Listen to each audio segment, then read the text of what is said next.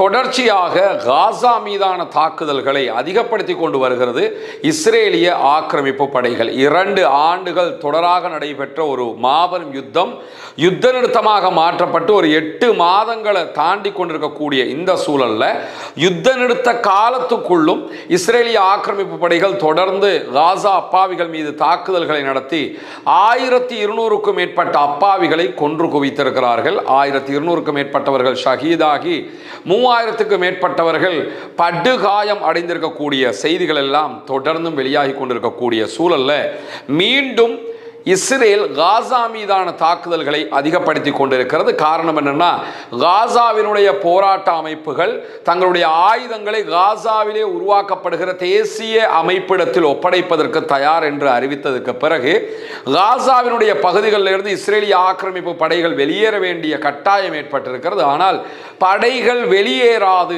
என்கிறார் இஸ்ரேலிய பிரதமர் பெஞ்சமின் நெதன்யாகு. காரணம், தற்போது இஸ்ரேலுக்குள்ள மிகப்பெரியதொரு ஆட்சி மாற்றத்தை நோக்கிய தேர்தல் நடைபெற இருக்கிறது. அந்த தேர்தலில் தாங்கள் தோற்று விடுவோம் என்பதற்காக எல்லா தரப்பினருமே காசாவிலிருந்து படைகள் வெளியேற்றப்படாது என்பதை மீண்டும் மீண்டும் சொல்லி வருகிறார்கள். அதிலும் ஆளும் நெதன்யாகுனுடைய கட்சியினர் எக்காரணம் கொண்டு காசாவிலிருந்து நாங்கள் வெளியேற மாட்டோம், பாலஸ்தீன விடுதலை போராட்ட அமைப்பினுடைய சமாதான செயல்பாடுகளை ஏற்றுக்கொள்ள மாட்டோம் என்று சொல்லிக் கொண்டிருக்கிறார்கள். இதே கருத்தை தான் எதிர்க்கட்சிகளும் தற்போது பிரச்சாரம் செய்து கொண்டு வருகிறார்கள். நாங்கள் ஆட்சிக்கு வந்தோம்னா நெதன்யாகு செஞ்ச மாதிரிலாம் செய்ய மாட்டோம், இப்படி ஒரு அமெரிக்காவுக்கு பயந்த ஒரு ஒப்பந்தத்துக்கு நாங்கள் போக மாட்டோம் என்றெல்லாம் அவர்கள் கருத்து சொல்வதை நம்ம பார்க்க முடிகிறது. எனவே தொடர்ந்து இப்படியான கருத்துக்களை இஸ்ரேலியர்கள் வெளிப்படுத்தி வருகிற அதே நேரம் தற்போது இஸ்ரேலிய ஆக்கிரமிப்பு படைகள் காசாவுக்குள் தாக்குதல்களையும் அதிகரித்துக் கொண்டு வருகிறது. இன்றைக்கும் 7 அப்பாவிகள் காசாவுக்குள் கொல்லப்பட்டிருக்கிறார்கள், ஷஹீதாகி இருக்கிறார்கள் என்கிற செய்திகளுக்கு மத்தியில் 2023ஆம் ஆண்டு அக்டோபர் 7ஆம் தேதி முதலாக இஸ்ரேலிய படைகள் 2 ஆண்டுகள் காசா மீது தொடர் தாக்குதல்களை நடத்தி வந்த நிலையில் காசா மீது நடத்தப்பட்ட தாக்குதல்களில் ஒரே நாளில் 308 அப்பாவிகள் காசாவில் கொல்லப்பட்ட ஒரு சம்பவம் பதிவாகி இருந்தது. அபு ஷரியா அதே போன்று ஹசைனா என்கிற 2 குடும்பத்தைச் சேர்ந்தவர்கள், அவர்களுடைய முழு குடும்பமுமே அந்த தாக்குதலில் அளிக்கப்பட்டது. நமக்கு தெரியும், அரப்ஸை பொறுத்தவரையில் அரப்ஸு தனித்தனியாக ஒவ்வொரு இடத்துல பிரிஞ்சு வாழ மாட்டாங்க. அவங்க வாழுகிற பகுதியில் அவர்களுடைய குடும்பத்தைச் சேர்ந்த எல்லோருமே பெரும்பாலும் இருப்பார்கள். கோத்திரங்களாகத்தான் அவர்கள் வாழுவார்கள். அந்த அடிப்படையில் தான் காசாவில் இருந்த அபு ஷரியா என்கிற ஒரு கோத்திரம், அதே போன்று ஹசைனா என்கிற ஒரு கோத்திரம், இவர்களை சேர்ந்த இந்த குடும்பம் கோத்திரத்தைச் சேர்ந்த 112 பேர் இந்த தாக்குதலில் கொல்லப்பட்டிருந்தார்கள். அந்த கொல்லப்பட்டவர்களுடைய ஜனாசாக்களை மீட்க முடியாத அளவுக்கு யுத்தம் அகோரமாக இருந்தது. யுத்தம் முடிந்து 8 மாதங்களுக்கு பிறகுதான் அந்த ஜனாசாக்கள் தற்போது மீட்கப்பட்டிருக்கிறது. மீட்கப்பட்ட 112 ஜனாசாக்களுடைய ஜனாசா தொழுகை இன்றைய நாள் நடத்தப்பட்டது. ஒரு மிகப்பெரிய ஜனாசா தொழுகையாக இந்த தொழுகை காசாவுக்குள் பார்க்கப்படுகிறது. இந்த காட்சிகளை நீங்க பார்க்க முடியும். ஜனாசா தொழுகையில் பங்கெடுத்திருக்கக்கூடிய மக்களுடைய காட்சிகளை தான் நீங்க பார்க்குறீங்க. ஜனாசாக்கள் வரிசையாக வைக்கப்பட்டு அடக்கம் செய்வதற்கான தொழுகை நடத்தப்படுகிற காட்சிகளை நீங்க பார்க்குறீங்க. இப்படி ஒரே நேரத்தில் 112 ஜனாசாக்களை அடக்குகிற அளவுக்கு அந்த ஜனாசாக்கள் தற்போதுதான் மீட்டெடுக்கப்பட்டிருக்கிறது.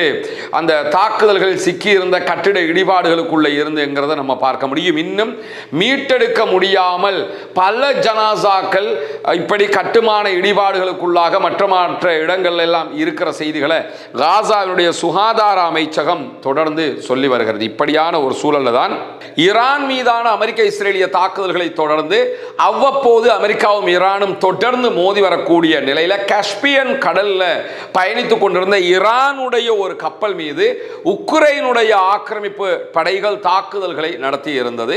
ஆல்ரெடி உக்ரைனுக்கும் ரஷ்யாவுக்கும் இடையில தாக்குதல்கள் நடைபெற்று வரக்கூடிய சூழல்ல தான் காஸ்பியன் கடல்ல பயணித்த ஈரானுடைய கப்பல் மேல தாக்குதல்களை நடத்தி இருந்தது உக்ரைன். இந்த நிலையில தான் இன்றைக்கு இது தொடர்பாக மறைந்த ஈரானுடைய ஆன்மீக தலைவர் ஆயத்துல்லா அலி ஹாமனியினுடைய இராணுவ ஆலோசகர் மொஹ்சின் ரஸாய் வெளியிட்டிருக்கக்கூடிய அறிவிப்புகளில் கஸ்பியன் கடலில் ஜூலை 25ஆம் தேதி ஈரானுடைய சரக்கு கப்பல் மீது உக்ரைன் ஒரு தாக்குதலை நடத்தி இருந்தது.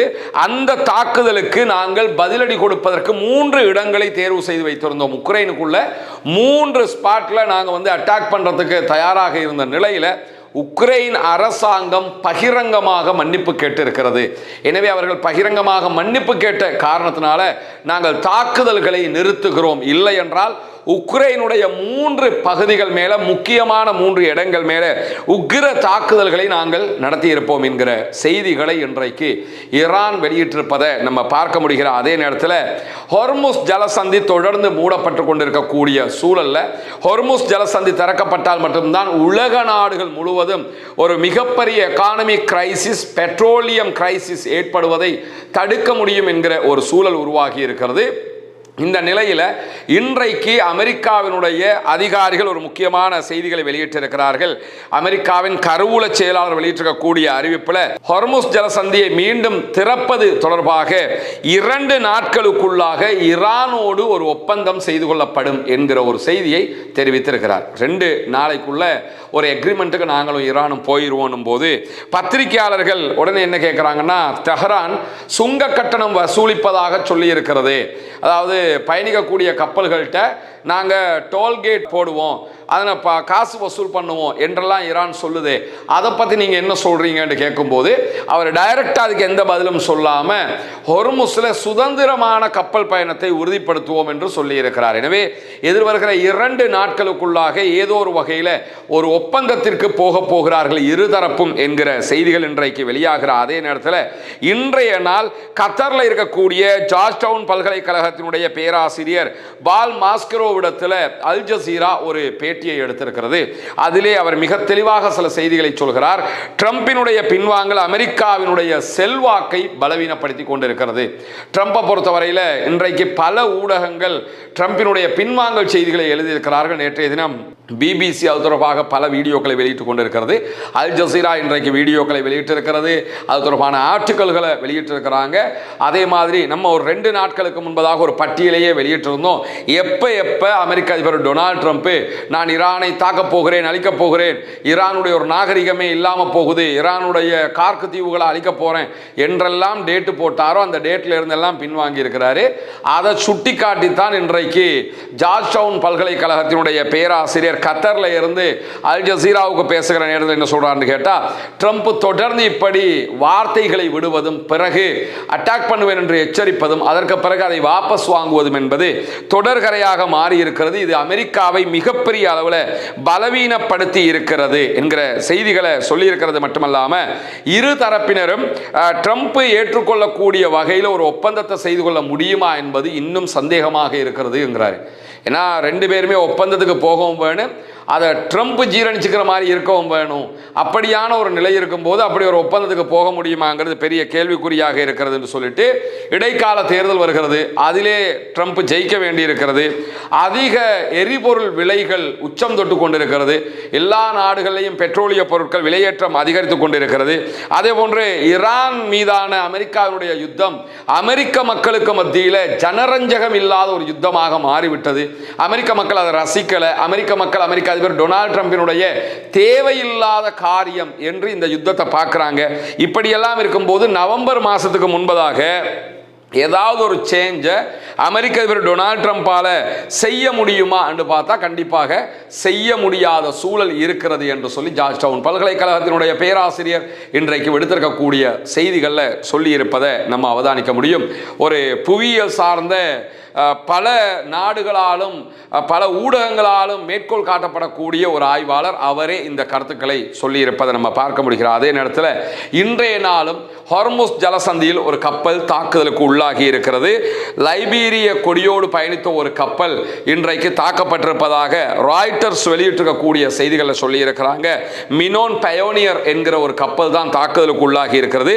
கப்பலுடைய இயந்திர அறையில் தாக்குதல் ஏற்பட்டதாகவும் அதற்கு பிறகு தங்குமிட பகுதிகளில் மாபெரும் தீப்பிழம்புகள் எழுந்ததாகவும் தற்போது கப்பலுடைய தீயை கட்டுப்படுத்துகிற பணியில் கப்பல் பணியாளர்கள் செயலாற்றி கொண்டிருக்கிறார்கள். உதவி கோரிக்கைகளும் விடுக்கப்பட்டிருக்கிறது என்கிற செய்திகள் வெளியிடப்பட்டிருக்கு. இந்த கப்பல் எந்த பகுதியால் பயணித்ததுன்னு கேட்டால் ஹொர்முஸில் போகாமல் ஓமான் வளைகுடா பகுதிகளால் பயணித்தது. எனவே இந்த மாதிரியான பயணங்களை யார் மேற்கொண்டாலும் ஈரான் தான் அட்டாக் பண்ணுவாங்கிறது தெரியும்.